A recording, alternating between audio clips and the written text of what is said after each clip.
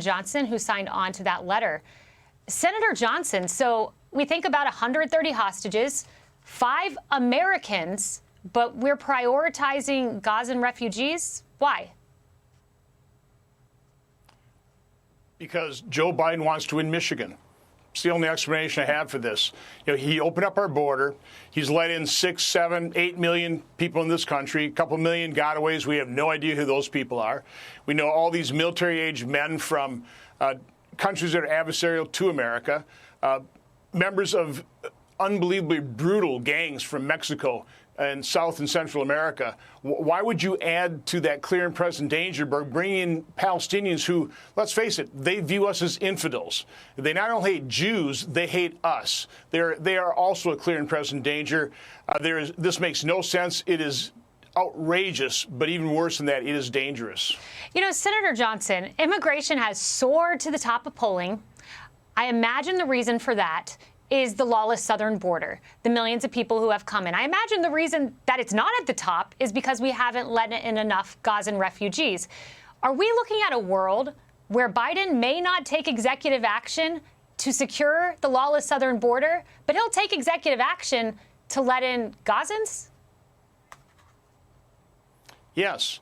The Supreme Court ruled in 2018 that current law exudes deference to the president. And so President Biden had and used the same executive authority that President Trump used to secure the border to open it up. He wants an open border. His Democrat colleagues in Congress want an open border. The reason that he's getting away with this is the mainstream media will not hold them accountable, and that goes back to really what's happening on campuses today. It's not just a one-off. I know they're talking about professional agitators. We've had professional agitators on our university campuses for decades. They're called the radical professors, faculty, and administration. Not all of them, but let's face it, the vast majority of faculty are liberals. They have relentlessly infiltrated our university system. They've been indoctrinating our children, our teachers, and of course our journalists. They're no longer journalists. They graduate advocates for the left. This has been happening under the nose, stealthily and deceptively for decades. You know, that's well said. One other question on the Gazan refugees. You know, refugee, as you know, has a very specific legal definition. There has to be persecution. It has to be based on nationality, religion, or political views. So I'm thinking about these Gazans coming in as refugees and claiming persecution based on religion.